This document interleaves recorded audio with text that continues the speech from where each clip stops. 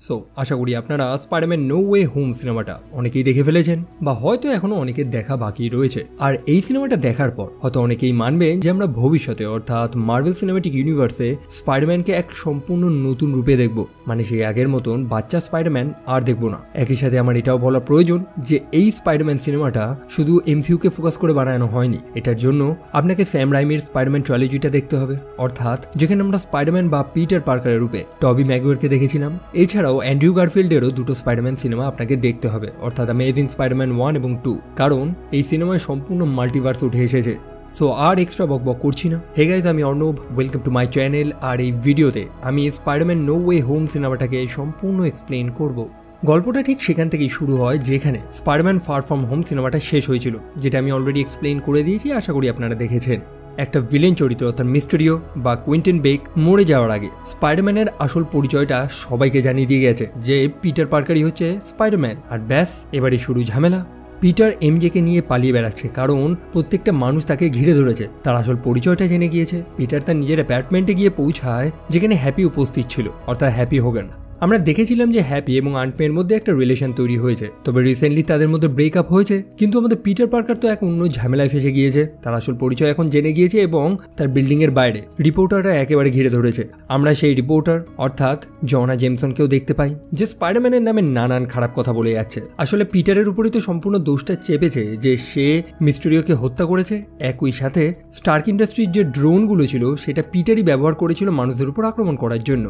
পুলিশেরা Peter এবং তার সম্পূর্ণ পরিবারকে তুলে নিয়ে যায় নানান জিজ্ঞাসাবাদ করানোর জন্য। তবে এক্ষেত্রে একজন উকিল পিটারকে সাহায্য করে।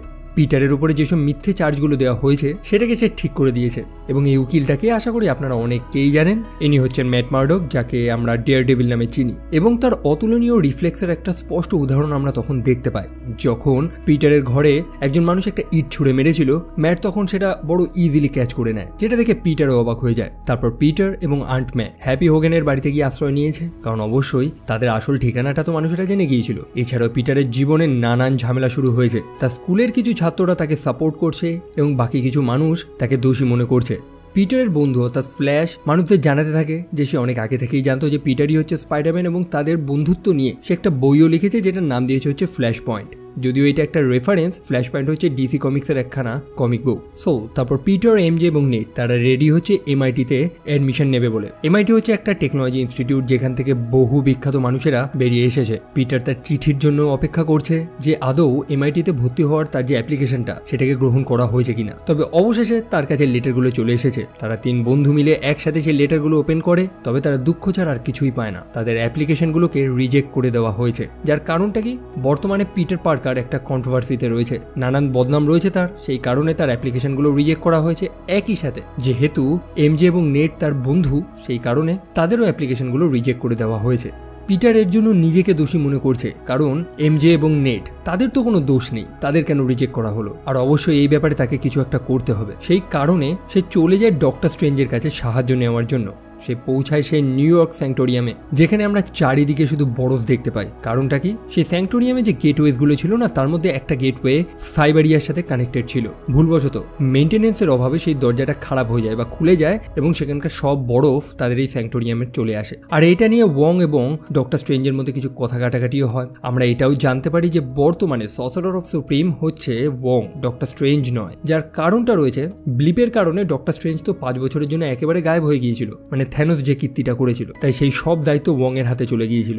সো যাই হোক, পিটার ডক্টর স্ট্রেঞ্জকে তার মনের কথাগুলো বলে। সে চায় যাতে প্রত্যেকটা মানুষ পিটারের পরিচয়টা ভুলে যায় যে সেই হচ্ছে স্পাইডারম্যান। আর এক্ষেত্রে সম্ভবত ডক্টর স্ট্রেঞ্জ তাকে সাহায্য করতে পারবে, কারণ তার কাছে এক ধরনের রুনস ম্যাজিক রয়েছে, যেটির মাধ্যমে মানুষের মাথা থেকে একটা নির্দিষ্ট বিষয় বা কোনো একটা নির্দিষ্ট স্মৃতি উড়িয়ে দেওয়া সম্ভব। ওয়ং ডক্টর স্ট্রেঞ্জকে সাবধান করে দেয় যে এই ম্যাজিকটা ব্যবহার করাটা একটু বিপজ্জনক হতে পারে, তবে ডক্টর স্ট্রেঞ্জ সেটাতে কেয়ার করে না। তারপর ডক্টর স্ট্রেঞ্জ পিটারকে সেই স্যাংটোরিয়ামের একটা ক্রিপ্টের মধ্যে নিয়ে যায়, যেটা কয়েক হাজার বছর পুরনো, এবং সেখানে সেই স্পেলটাকে কাস্ট করে, যেটির সাহায্যে দুনিয়ার প্রত্যেকটা মানুষ ভুলেই যাবে যে পিটার পার্কারই হচ্ছে স্পাইডারম্যান। স্ট্রেঞ্জ যখন স্পেলটাকে কাস্ট করা শুরু করে তখনই পিটার পার্কার তাকে জ্বালাতন করা শুরু করে যে প্রত্যেকটা মানুষ ভুলে যাবে সেটা করলে তো হয় না। তার গার্লফ্রেন্ড অর্থাৎ মিশেল জোনস সে ভুলে গেলে চলবে না। আবার কিছুক্ষণ পরে সে বলতে থাকে যে না, তার যে বেস্ট ফ্রেন্ড অর্থাৎ নেড সেও ভুলে গেলে চলবে না। তারপর বাড়িতে রয়েছে আন্ট মে, সেও ভুলে গেলে চলবে না। আর এরকমই নানান ইন্টারফিয়ারেন্সের কারণে স্ট্রেঞ্জের সেই স্পেলটা আউট অফ কন্ট্রোল হয়ে যায়। সেই কারণে ডক্টর স্ট্রেঞ্জ সেই স্পেলটাকে একটা জায়গায় কন্টেন করে রেখেছে, মানে ওটাকে আটকে রেখেছে। ডক্টর স্ট্রেঞ্জ জানায় যে এখন সে আর পিটারকে কোনো ধরনের সাহায্য করতে পারবে না। একই সাথে সে এটাও জানতে পারে যে পিটার এমআইটিতে ভর্তি হওয়া থেকে রিজেক্ট হওয়ার পরে তাদের একবারও রিকোয়েস্ট করেনি, মানে তার অ্যাপ্লিকেশনটা রিজেক্ট হয়ে যাওয়ার পর সে সরাসরি ডক্টর স্ট্রেঞ্জের কাছে চলে এসেছে, সে কোনো রিকোয়েস্ট অ্যাপিলও করেনি। সেই কারণে ডক্টর স্ট্রেঞ্জ পিটার পার্কারকে তাড়িয়ে দেয়। অবশ্যই স্বাভাবিক ব্যাপার, পিটার এরকম একটা ছোট কারণের জন্য ডক্টর স্ট্রেঞ্জের কাছে এসেছিল সাহায্য নেওয়ার জন্য।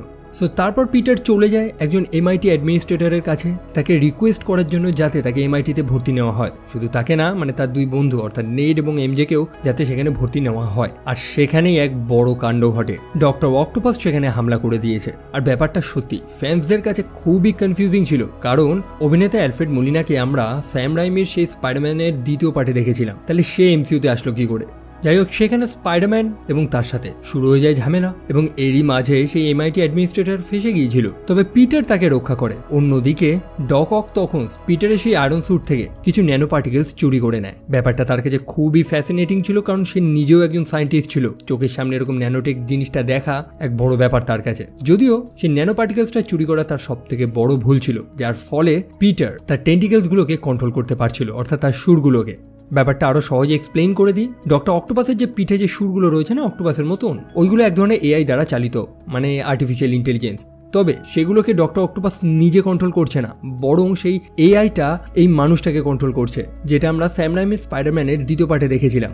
সো পিটার সেই এআইটাকে হ্যাক করে এখন নিজে কন্ট্রোল করছে। একই সাথে ডক্টর অক্টোপাস খুবই কনফিউজড হয়ে গিয়েছে যে এটা তো সেই স্পাইডারম্যান না যাকে সে খুঁজছে, মানে সে যে পিটার পার্কারকে চিনত এটা তো সে না, তাহলে এটাকে। যাই হোক, কিছুক্ষণ পরে আমাদের পিটার সেই এমআইটি অ্যাডমিনিস্ট্রেটরকে বাঁচিয়ে দেয়, যার ফলে তার একটা ইমপ্রেশন তৈরি হয়। সেই অ্যাডমিনিস্ট্রেটর পিটারকে আশ্বাস দেয় যে সে পিটার এবং তার সেই দুই বন্ধুর জন্য রিকোয়েস্ট করবে এমআইটিতে ভর্তির জন্য। তবে সেই মুহূর্তে গ্রিন গবলিন তার উপর হামলা করে দেয়। যদিও সময় মতন ডক্টর স্ট্রেঞ্জ তাকে টেলিপোর্ট করে সে ক্রিপ্টের মধ্যে নিয়ে চলে আসে। একই সাথে সে ডক্টর অক্টোপাসকেও সেখানে বন্দি করে রেখেছে।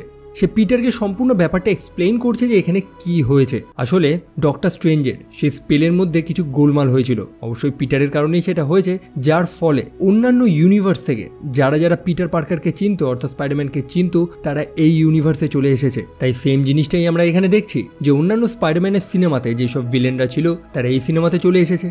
ডক্টর স্ট্রেঞ্জ পিটারকে একটা ডিভাইস দেয় এবং তাকে জানায় যে অন্যান্য ইউনিভার্স থেকে যারা যারা এখানে চলে এসেছে তাদের যাতে পিটার আটক করে সেই ক্রিপ্টের মধ্যে আনে। আর এক্ষেত্রে পিটার তার প্রিয় দুই সঙ্গী অর্থাৎ নেড এবং এমজের সাহায্য নেয়। অন্যদিকে নেড সেই স্যাংটোরিয়ামে প্রবেশ করে একেবারে অবাক হয়ে যায়। সে নিজেকেও ম্যাজিশিয়ান বলে দাবি করে। সে দাবি করে যে তার নাকি পূর্বপুরুষেরা ম্যাজিক স্যাজিক জানতো এবং তার মধ্যে সেই একই রক্ত বইছে। তারপর তারা তিনজন সেই খোঁজ পর্ব শুরু করে। একই সাথে সেখানে একটা মজার সিনও আমরা দেখতে পাই যখন পিটার, নেড এবং এমজে ডক্টর অক্টোপাসের আসল নামটা জানতে পারে, অর্থাৎ ডক্টর অটো অক্টাভিয়াস। আর সেটা শুনতে পেরে তারা হাসাহাসি করতে থাকে। তাদের পাশে উপস্থিত ছিল ডক্টর কার্ট কনর্স, যাকে আমরা লিজার্ড নামে চিনি, অর্থাৎ সেই অ্যামেজিং স্পাইডারম্যান সিনেমাতে যাকে আমরা দেখেছিলাম। সো এখন পিটার সার্চ করছে যে তার উপরে যে গবলিনের মতন দেখতে মানুষটা হামলা করেছিল সে এখন কোথায় রয়েছে, তাকেও তো ধরে আনতে হবে। তবে এটা শুনতে পেয়ে ডক্টর অক্টোপাস অবাক হয়ে যায়, কারণ যে গবলিনের কথা আমরা বলছি সেটা হচ্ছে নরম্যান অসবর্ন অর্থাৎ গ্রিন গবলিন, যে অবশ্যই মারা গিয়েছিল। যাই হোক, পিটার তার খোঁজ পর্ব শুরু করেছে এবং একটা জঙ্গলে গিয়ে পৌঁছায়, যেখানে আরো দুটো চরিত্রের সাথে তার সাক্ষাৎ হয়। একটা হচ্ছে সেই ম্যাক্স ডিলিয়ান অর্থাৎ ইলেকট্রো, এবং আর একটা হচ্ছে ফ্লিন্ট মার্কো অর্থাৎ স্যান্ডম্যান। স্যান্ডম্যান মানুষটা ভালো ছিল, পিটারের সাথে তার কোনো ঝামেলা নেই। তবে ইলেকট্রো সরাসরি পিটারের উপর হামলা করে দেয়। যদিও ডক্টর স্ট্রেঞ্জের সেই ম্যাজিক্যাল স্পেলের সাহায্যে পিটার তাদের দুজনকেই সেই ক্রিপ্টের মধ্যে এনে বন্দি করে দেয়। অন্যদিকে আমরা ফাইনালি নরম্যান অসবর্নকে দেখতে পাই, অর্থাৎ গ্রিন গবলিনকে। সে বর্তমানেও সেই একই স্প্লিট পার্সোনালিটিতে ভুগছে, অর্থাৎ তার নিজের মধ্যে দুটো চরিত্র রয়েছে। একটা হচ্ছে সেই গবলিন যে তাকে দিয়ে শুধু খারাপ কাজগুলো করায়, আর সেই মুহূর্তেই পিটারকে তার আন্ট মে ফোন করে। আন্ট মে বর্তমানে কাজ করছে সেই ফিস্টে। ফিস্ট হচ্ছে এক টাইপের এনজিওর মতন একটা সংগঠন যেখানে সে দিয়েছে। পিটার সেখানে গিয়ে পৌঁছায় যেখানে সে নরম্যান অসবর্ন গিয়ে পৌঁছেছে। এবার প্রশ্ন হচ্ছে নরম্যান অসবর্ন সেই স্থানেই বা কেন গেল এবং আন্ট মের সাথেই বা কেন সাক্ষাৎ করলো। সে বোঝাতে থাকে যে তার মধ্যে একটা আলাদা চরিত্র রয়েছে যে তাকে দিয়ে খারাপ কাজগুলো করায়, সে নিজের ইচ্ছায় সেটা করে না। আন্ট মে বুঝতে পারে যে এই মানুষটার একটু সাহায্য প্রয়োজন, তবে পিটার এদের কোনো সাহায্য করতে ইচ্ছুক না। পিটার সিম্পলি তাদের প্রত্যেকে তাদের নিজস্ব ইউনিভার্সে ফেরত পাঠাতে চায়। তারপর সে অসবর্নকে সেই ক্রিপ্টের মধ্যে নিয়ে আসে যেখানে অসবর্ন ডক্টর অটো অক্টাভিয়াসকে দেখতে পায়। আসলে তারা দুজনকেই চেনে, তবে তারা অনেকেই এটা জানতো না যে ভবিষ্যতে তারা মারা যাবে স্পাইডারম্যানের সাথে লড়তে লড়তে। ডক্টর স্ট্রেঞ্জ তখন সেই স্থানে চলে আসে। তার হাতে ছিল একটা পুরনো রেলিক যেটির মাধ্যমে তার স্পেলে যে ভুলটা হয়েছে না সেটাকে রিভার্স করে দেওয়া যাবে, অর্থাৎ এই মানুষগুলোকে তাদের নিজস্ব ইউনিভার্সে পাঠিয়ে দেওয়া যাবে। তবে পিটার এটা চায় না, সেই মানুষগুলোকে সাহায্য করতে চায় যাতে তারা তাদের নিজস্ব ইউনিভার্সে গিয়ে না মারা যাক। আর ব্যাস, পিটার আবার এখানে একটা বোকামি করে ফেলে। সে ডক্টর স্ট্রেঞ্জের হাত থেকে সে রেলিকটা নিয়ে পালায়। আর ব্যাস, সেখানে একটা ধুমধুমার সিন আমরা দেখতে পাই। সবথেকে মজার মুহূর্তটা তখনই ছিল যখন ডক্টর স্ট্রেঞ্জ পিটারকে সেই অ্যাস্ট্রাল ফর্মে পাঠিয়ে দিয়েছিল এবং পিটারের হাত থেকে সেই রেলিকটা নেওয়ার যখন চেষ্টা করে সে ব্যর্থ হয়। যেটার এক্স্যাক্ট কারণটা তো আমি জানি না, কারণ অ্যাস্ট্রাল ফর্মে থাকলে মানুষের শরীর একেবারে মরার মতন থাকে, সে নড়তে পারে না। অন্যদিকে পিটার একদম আরামসে নড়াচড়া করছিল, যেটার কারণ হতে পারে সে পিটার টিঙ্গল, অর্থাৎ পিটারের সেই স্পাইডার সেন্স বা সেই অ্যাস্ট্রাল রেলমের মধ্যে থাকা কোনো মিস্টিক্যাল এনার্জি পিটারকে সাহায্য করছিল। যাই হোক, এক্স্যাক্ট যদি আপনার জানা থাকে সেটা অবশ্যই আমাকে কমেন্ট সেকশনে জানাবেন। তো পিটারের আত্মা তার নিজের শরীরে ঢুকে আবার সেখান থেকে পালায়। আসল দুনিয়াতে যাতে কোনো খারাপ প্রভাব না পড়ে সেই কারণে ডক্টর স্ট্রেঞ্জ পিটারকে সেই মিরর ডাইমেনশনের মধ্যে ঢুকিয়ে দেয়, যেখানে তাদের মধ্যে শুরু হয়ে যায় ঝামেলা। তবে পিটার বুদ্ধি করে ডক্টর স্ট্রেঞ্জকে সেই মিরর ডাইমেনশনের মধ্যেই ফাঁসিয়ে তার থেকে সেই রেলিকটা নিয়ে সেখান থেকে পালিয়ে যায়। আর অবশ্যই স্ট্রেঞ্জের হাত থেকে সেই স্লিং রিংটাও নিয়ে নেয় যাতে ডক্টর স্ট্রেঞ্জ সেখানেই আটকা পড়ে থাকে। পিটার তারপর সে ক্রিপ্টে চলে আসে এবং প্রত্যেককে আশ্বাস দেয় যে তাদের সে ঠিক করে দেবে, যাতে তাদের আসল ইউনিভার্সে তারা গিয়ে যাতে না মারা যায়। একটা দ্বিতীয় চান্স তারা পেয়ে যাবে এবং তারা প্রত্যেকে রাজি হয়ে যায়। পিটার তাদের সেখান থেকে বার করে এনে হ্যাপির সেই অ্যাপার্টমেন্টে আশ্রয় দিয়েছে। প্রথমে পিটার ডক্টর অটো অক্টাভিয়াসকে ঠিক করার চেষ্টা করে। আসলে তার মাথায় যে চিপটা লাগানো রয়েছে না সেটাই মানুষটাকে কন্ট্রোল করছে, তো সেটাকে যদি ঠিক করে দেওয়া যায় তাহলে ডক্টর অক্টোপাস একেবারে ঠিক। আর এক্ষেত্রে নরম্যান অসবর্ন তাকে সাহায্য করে এবং অবশেষে পিটার সেই ডিভাইসটা বানিয়ে দেয় এবং ডক্টর অক্টোপাসের ঘাড়ে যে করাপ্ট চিপটা ছিল সেটাকে রিপ্লেস করে একটা আপডেটেড চিপ বসিয়ে দেয়, যার ফলে ডক্টর অক্টোপাস একেবারে চাঙ্গা। তাকে এতদিন ধরে সেই আর্টিফিশিয়াল ইন্টেলিজেন্সটা কন্ট্রোল করে আসছিল, তবে এখন সে নিজের মতন করে চিন্তা করতে পারছে, নিজের মতন করে কাজ করতে পারছে। সে খুবই খুশি। সে পিটারকেও সেই ন্যানোটেকের কিছু অংশটা ফেরত দিয়ে দেয় যেটা সে পিটারের ড্রেস থেকে চুরি করেছিল। তারপর পিটার ম্যাক্স ডিলিয়ানকে সাহায্য করছে যাতে তার শরীর থেকে সব ইলেকট্রিক্যাল পাওয়ারগুলো একটা যন্ত্রের মধ্যে চলে আসে, অর্থাৎ যাতে সে একটা সাধারণ মানুষে পরিণত হয়। তবে তখন সাডেনলি পিটারের সেই স্পাইডার সেন্স বুঝিয়ে দেয় যে কোনো একটা খারাপ কিছু হতে চলেছে এবং সে তৎক্ষণাৎ নরম্যান অসবর্নকে হাতে নাতে ধরে নেয়, যে এতক্ষণ ধরে ভালো মানুষ সাজার অভিনয় করছিল। আসলে সেই গ্রিন গবলিন তার মস্তিষ্কটাকে সম্পূর্ণ টেক ওভার করে রেখেছে। সে সাধারণ মানুষ হতে চায় না এবং তার কথা মতো ম্যাক্স ডিলিয়ানও তার দলে চলে আসে, অর্থাৎ ইলেকট্রো।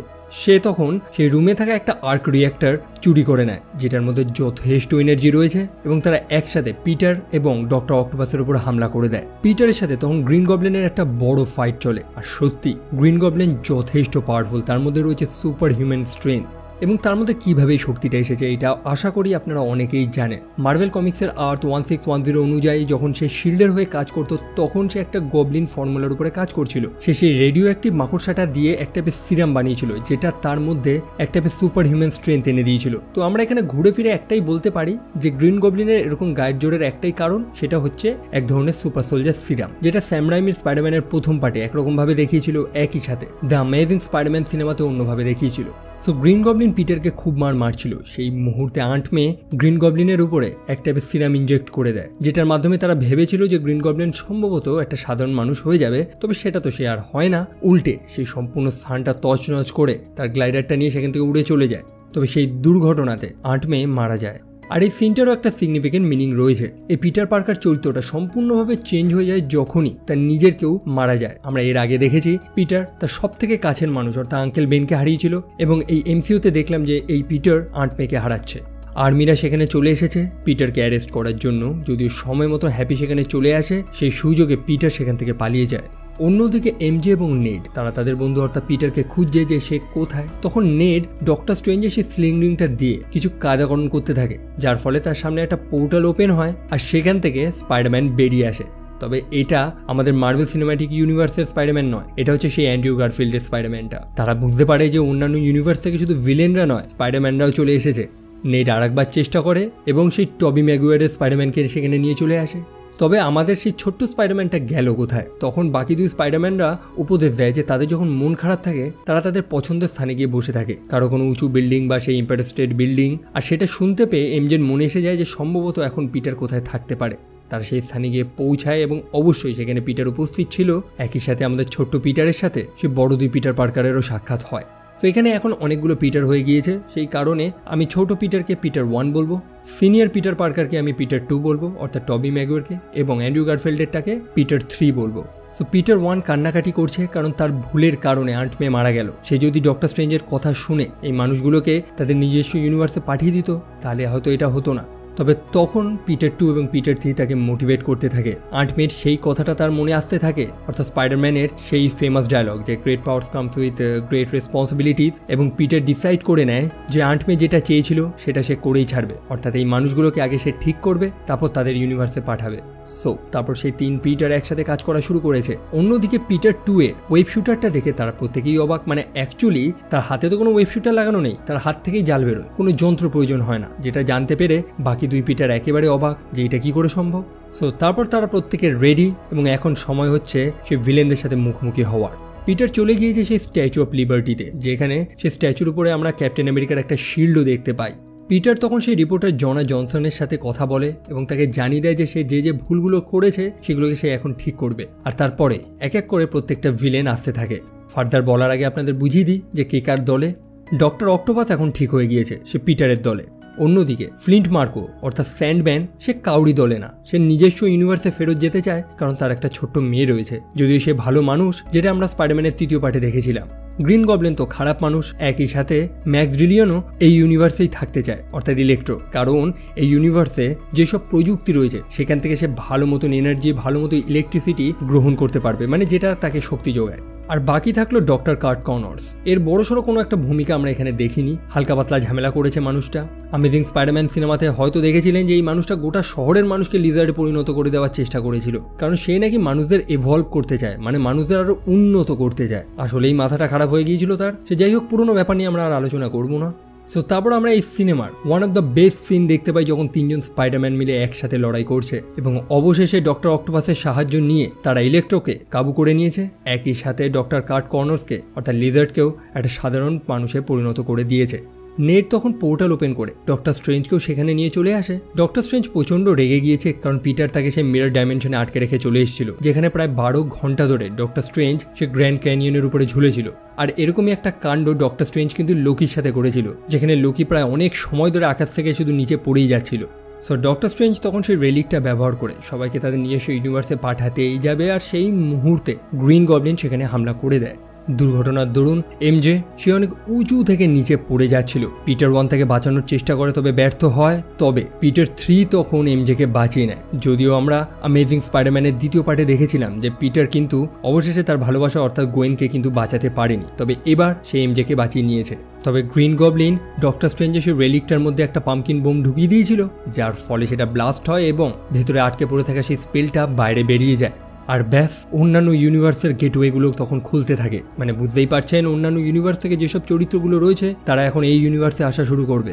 অন্যদিকে পিটার 1 তখন গ্রিন গবলিনের সাথে লড়াই করা শুরু করে। পিটারের মাথায় রয়েছে প্রচণ্ড রাগ, কারণ আন্ট মে মারা গিয়েছে। সেই রাগে সে গ্রিন গবলিনকে খুব পেটাচ্ছে এবং অবশেষে তারই গ্লাইডার দিয়ে গ্রিন গবলিনকে হত্যা করারও চেষ্টা করে। তবে পিটার 2 এসে তাকে আটকে দেয়, তাকে বুঝিয়ে দেয় যে পিটারকে তার রাগটাকে কন্ট্রোল করতে হবে এখন। তবে গবলিনের শয়তানি তো বন্ধ হয়নি, সে পিটার 2কে পিছন দিয়ে ছুরাঘাত করে। একই সাথে পিটার 1কে নানানভাবে উস্কানি মার্কা কথা বলতে থাকে, যেটা সে বরাবরই করে থাকে। তবে তারা মিলে যে অ্যান্টিডোটটা বানিয়েছিল, যেটাতে নরম্যান অসবর্নকে একটা সাধারণ মানুষ বানানো যাবে, সেটা পিটার তার গায়ে পুশ করে দেয়। এখন প্রত্যেকটা ভিলেন চরিত্রই সাধারণ মানুষের মতন হয়ে গিয়েছে। তবে সমস্যা হয়েছে, অন্যান্য ইউনিভার্সের গেটওয়েগুলো খুলে গিয়েছে, এক একটা করে মানুষ আসা শুরু করছে। পিটার তখন ডক্টর স্ট্রেঞ্জের কাছে চলে যায়। আমরা শুনেছিলাম যে যারা যারা পিটার পার্কারকে চিনত একমাত্র তারাই এই ইউনিভার্সে চলে আসছিল।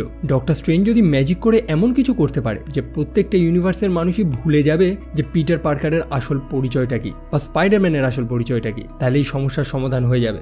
ডক্টর স্ট্রেঞ্জ জানায় যে এটা সম্ভব, আর তখন সে সেটাই করে, যার ফলে সে অন্য অন্য ইউনিভার্সের দরজাগুলো বন্ধ হয়ে যায়। একই সাথে যেসব ভিলেনরা ইউনিভার্সে চলে এসেছিল তারাও তাদের নিজস্ব ইউনিভার্সে ফেরত চলে যায়।